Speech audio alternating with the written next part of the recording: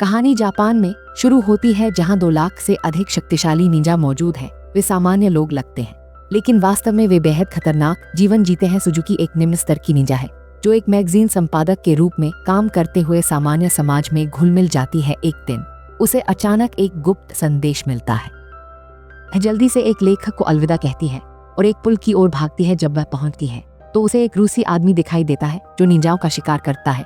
उसे खत्म करने का मिशन सौंपा गया है। वह आदमी सुजुकी पर गोली चलाता है, लेकिन वह तेजी से गोलियों से बच निकलती है। वह अपनी एड़ी से उस पर वार करती है, जो तुरंत 2 तेज छुरी में बदल जाती है। वह आदमी मुश्किल सुजुकी फिर से बच निकलती है और उस पर कई निंजा सितारे फेंकती है। फिर वह दूरी कम करती है और उसके गहनों पर ठोकर मारती है। उसकी कोशिशों के बावजूद वह आदमी अजय बना रहता है। सुजुकी की इलेक्ट्रिक बैटन भी उस पर असर नहीं करती और वह उसे जमीन पर गिरा देता है। एक अन्य निंजा दूर से लड़ाई देख रहा होता है। उसका नाम केटीओ है, जो उच्च रैंक का निंजा है। वह उस जब वह मुड़ता है तो वह एक युवा लड़के को दौड़ते हुए देखता है।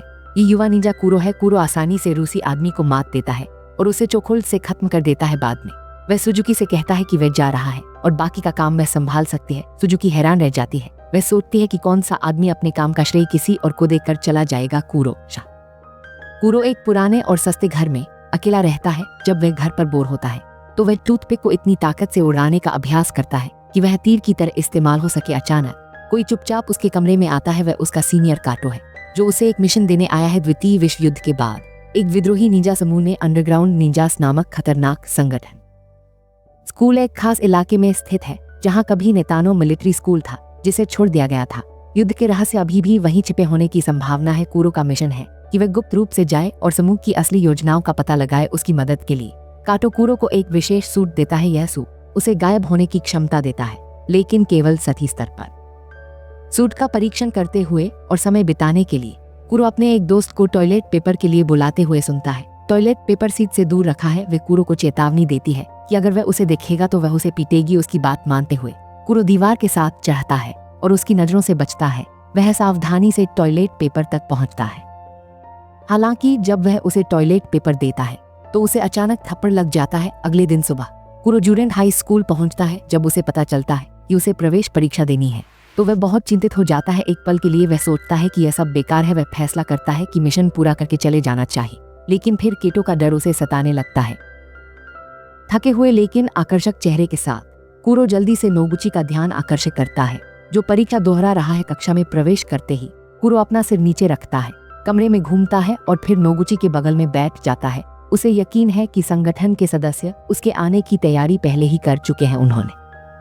उन्होंने रंगीन चावल के दानों से फर्श पर उत्तर कुंजी बनाए हैं। जैसे ही कुरो अपने उत्तर लिखना शुरू करता है, नोगुची अचानक चिल्लाती है। उसे लगता है कि चावल के दाने किसी प्रकार के कीड़े हैं। शिक्षक कहता है कि अगर उसे तकलीफ हो तो उसे साफ कर देना चाहिए। कुरो समझता है कि कुछ करना होगा। वह अपनी इरेजर गिरा देती है, झुककर उसे उठाती है और चालाकी से एक कागज पर रहने के दौरान कुरो तेजी से एक के बाद एक उत्तर पत्र भरता रहता है। गणित परीक्षा पूरी करने से पहले शिक्षक नोगुची की ओर दौड़ता है और चावल के दानों को फर्श पर उड़ाता है। अन्य विकल्प न होने पर कुरो नाटकीय रूप से पेश आता है और वहीं पेशाब कर देता है। वह रोने लगता है और दावा करता है कि वह परीक्षा को लेकर इतना नर्वस था कि उसने बहुत बार आश्वासन देता है कि खाली कागज भी पास करने के लिए पर्याप्त होगा। स्कूल के बारे में अधिक जानने के लिए कुरो नोगुची का इंतजार करता है। जब वे वापस घर जा रहे होते हैं, वे साथ साथ घर चलने लगते हैं। चूंकि कुरो का घर पहले आता है, वह नोगुची को कभी डिनर के लिए आने का निमंत्रण देता है। नोगुची हिचकिचाती है, लेकिन अंत में सहमत हो जाती है। नोगुची बताती है कि उनकी कक्षा में कुछ परेशान करने वाले छात्र अक्सर उसका मजाक उड़ाते हैं।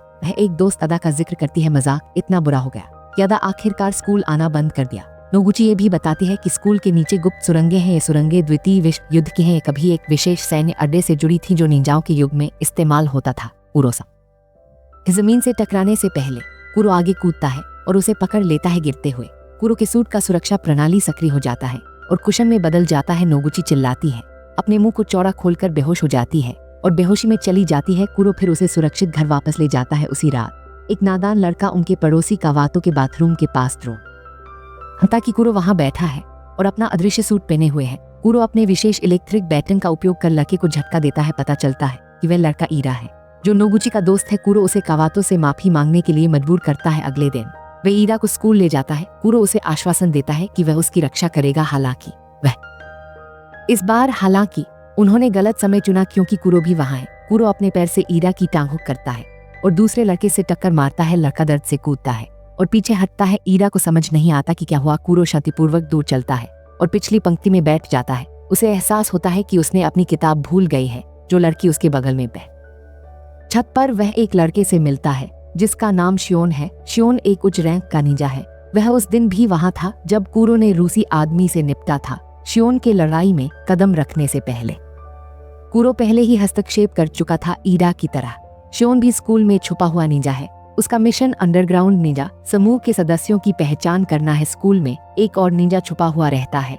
वह वर्तमान में अनुशासन निदेशक के रूप में कार्यरत है। निदेशक कूरो से कहता है कि वह क्लास के बाद बॉयलर रूम में उससे मिले और फिर गायब हो जाता है। कुछ ही देर बाद कूरो देखता है कि ईरा फिर से बदमाशी का शिकार हो रहा है। कूरो अपनी क्षमता सक्रिय करता है और दृष्टि से गायब हो जाता है। वह बॉक्स सिर पर रखकर फिर से प्रकट होता है। एक लड़का उसे देखने के लिए लात मारता है लेकिन खुद गिर जाता है। कूरो पहले जा बिना चेतावनी के निदेशक तलवार निकालता है और उस पर हमला करता है। दोनों गलती से सोचते हैं कि दूसरा अंडरग्राउंड निंजा समूह का हिस्सा है। कूरो हर बार का जवाब सटीक और शक्तिशाली चालों से देता है। जब वह समझता है कि निदेशक समूह का हिस्सा नहीं है तो उसे रोकने की चेतावनी देता है। वह दावा करता है कि एक सैटेलाइट निदेशक पर लॉक हो गया है और वह लड़ाई तुरंत है और सोचता है कि कूरो झूठ बोल रहा है। उसे लगता है कि एक निम्न स्तर का निंजा कभी सैटेलाइट को नियंत्रित नहीं कर सकता। उसी क्षण आकाश से एक लेजर फायर होता है और निदेशक की तलवार को आधा काट देता है। निदेशक तुरंत स्थिति समझ जाता है और पीछे हट जाता है। कूरो फिर कमरे से बाहर निकलता है। जब वह बाहर कदम रखता है तो उसे मित्सुकी दिखती है। पास के एक स्टोर में सेंसर वाला दरवाजा खुलता और बंद होता है जबकि कोई दिखाई नहीं देता। ऐसा लगता है जैसे कुछ अदृश्य दुकान में प्रवेश कर गया हो। कुछ ही क्षणों में शेल्फ से सामान गिरने लगते हैं। अंदर की महिला लड़ाई करती है। वह भी निंजा है। हालांकि अदृश्य आदमी उसे मार देता है। सुजुकी को एक संदेश मिलता है कि उसका मेंटर एक साथी निंजा मारा गया है। सुजुकी खुद पर हमला होता है। वह समझती है कि हमलावर अंडरग्राउंड निंजा समूह का होना चाहिए क्योंकि केवल उनके पास ऐसा सूट है जो पूरी तरह अदृश्य हो सकता है। उसका अपना सूट केवल आंशिक रूप से गायब कर सकता है। बाद में जब सातो स्कूल से घर जा रही होती है तो उसी आदमी ने उसे पकड़ लिया। सुजुकी उसे चेतावनी देती है कि वह नागरिकों को नुकसान न पहुंचाए। वह आदमी ठंडे दिल से जवाब देता है कि सुजुकी की मौत वहां नहीं लिखी गई है। वह कहता है कि वह कोदान हाई स्कूल में लिखी गई है। इस बीच नोगुची अपने कमरे में अकेली बैठी होती है। कूरो के बारे में सोचती रहती है। पिछले कुछ दिनों से वह उसे अपने दिमाग से निकाल नहीं पा रही है। वह उसके साथ खुशहाल। कूरो नोगुची से कहता है कि अगले कुछ दिनों तक स्कूल न आए। वह और कुछ कहे बिना खिड़की से कूदता है और गायब हो जाता है। दृश्य तब बदलता है जहां एक आदमी भाग रहा होता है जैसे कि उसे कोई शिकार कर रहा हो। अचानक एक निंजा स्टार हवा में उसका पीछा करता है। पहले मौके पर यह उसकी टांग में चुभ जाता है और वह जमीन पर गिर पड़ता है। उस आदमी का नाम सरुता है। तब पता चलता है कि अन्य निंजाओं को मारने वाला अदृश्य निंजा खुद सरुता है। अगले दिन सुबह जब एक छात्र स्कूल जा रहा होता है सरुता एक बार में उसका सिर धड़ से अलग कर देता है। वह शव अपने साथ लेकर चला जाता है और गायब हो जाता है। कूरो की चेतावनी के बावजूद नोगुची उसे खोजने के लिए स्कूल जाती है। प्रवेश द्वार पर स्कूल निदेशक उसे देखता है। बेसुध होकर कूरो द्वारा बताए गए स्कूल के विनाश के बारे में सब कुछ समझाती है। निदेशक समझ जाता है कि एक लड़ाई होने वाली है। वह नोगुची को एक अंगूठी देता है और कहता है कि उसे कूरो को दे दे। वह उसे खोजने के लिए कहता है कि मामला बहुत महत्वपूर्ण है। थोड़ी देर बाद सरुता एक कक्षा में छात्र का शव लेकर आता है। अब भी अदृश्य सिरहीन शव। जल्द ही सुजुकी और शियोन को खबर मिलती है कि एक अंडरग्राउंड निंजा स्कूल पर हमला कर रहा है। सुजुकी पहुंचती है और अपनी आंखों से नरसंहार देखती है। वह अपनी छड़ी निकालती है और लड़ाई की तैयारी करती है। हत्यारा अपना अदृश्य सूट उतारता है और अपना मुखौटा हटाता है। सुजुकी उसे पहचान लेती है। सरुता ठंडे दिल से पूछता है कि क्या वह उसे याद करती है। वह याद दिलाता है। वह उस पर आरोप लगाता है कि उसने उसकी भावनाओं का मजाक उड़ाया और भाग गई गुस्से और नफरत से भरा। सरुता कोई दया नहीं दिखाता। दोनों की भयंकर लड़ाई होती है। सुजुकी बढ़त बनाती है और जीत के करीब पहुंचती है। हालांकि वे ये नहीं समझ पाती कि सरुता का सूट बिजली हमलों को सोख लेता है, इसलिए उसकी छड़ी उस पर कोई असर नहीं करती। ठीक जब सुजुकी हारने वाली होती उसके सामने खड़े होकर सरुता जानता है कि उसकी जीत की संभावना लगभग नहीं है, इसलिए वह अपना मुखौटा पहनता है और चुपचाप गायब हो जाता है। हालांकि काइतो को इससे निपटने में कोई दिक्कत नहीं होती। वह बिजली की गति से अपनी ही बाँह काटता है और अपना खून सरुता की ओर फेंकता है। खून सरुता के सूट पर लग जाता है और उसका अदृश्य शरीर प्रकट हो जाता है। काइतो तो इस बीच नोगुची कूरो की खोज जारी रखती है। वह अचानक घबराए हुए ईरा से टकराती है। ईरा बताता है कि वह कूरो और एक अन्य लड़का सुरंग क्षेत्र में गए थे। अफवाह है कि एक छिपा हुआ रास्ता एक अंडरग्राउंड बंकर तक जाता है। ईरा बताता है कि वह और दूसरा लड़का अंदर जाने से डर गए थे। अब वह चिंतित है कि कूरो खतरे में हो सकता है। इसी समय कूरो सुरंगों के अंदर कुछ ही देर बाद वह एक उंगली से दीवार से लटकी हुई दिखाई देती है। कुरो फिर उसके ऊपर 2 उच्च वोल्टेज केबल फेंकता है। वह उन्हें अपने नंगे हाथों से पकड़ती है जैसे बिजली का उस पर कोई असर न हो। स्कूल के किसी और हिस्से में सरुता गलियारों में घूमता रहता है। अचानक शियोन उसके सामने प्रकट होता है। शियोन तलवार निकालता है और अद्भुत गति और कौशल से सरुता का सामना। शियोन सरुता को दीवार के सामने पिन कर देता है। सरुता सेकंडों में सैटेलाइट हमले से मारा जा सकता था, हालांकि वह आखिरी पल में बच निकलता है। शियोन सरुता का पीछा करता है और छत पर पकड़ लेता है। वे एक शक्तिशाली तलवार वार करता है, लेकिन केवल सरुता का खाली सूट बचता है। सरुता अचानक पीछे से शियोन पर हमला करता है। शियोन आश्चर्यजनक हमले से बचने की कोशिश करता है, लेकिन उसकी तलवार आधी टूट जाती है। हालांकि शियोन अधिक कुशल लड़ाका है। अंडरग्राउंड निंजाओं के संघर्ष के दौरान शियोन को कंधे में गंभीर चोट लगती है। घायल और डरा हुआ वह अपनी टूटी हुई तलवार के आधे हिस्से से ही खुद की रक्षा कर सकता है। वह हार की कगार पर है। उस समय काइदो आता है और स्थिति बदल देता है। वह अपनी तलवार सीधे सरुता के शरीर में घुसेड़ देता है। सरुता का आतंक अंत तक खत्म हो जाता है। काइदो शियोन की जान बचाता है। सुरंगों के अंदर गए मित्सुकी आखिरकार सच बताती है। उसने जानबूझकर गलत जानकारी फैलाई ताकि सभी निंजा स्कूल में आ सके। इससे उन्हें लेजर सैटेलाइट सक्रिय करने और उसकी स्थिति पता लगाने में मदद मिली। डेटा हैक करके उन्होंने सैटेलाइट का पता लगा लिया। अब उनका एक साथी पहले ही वहां पहुंच चुका है।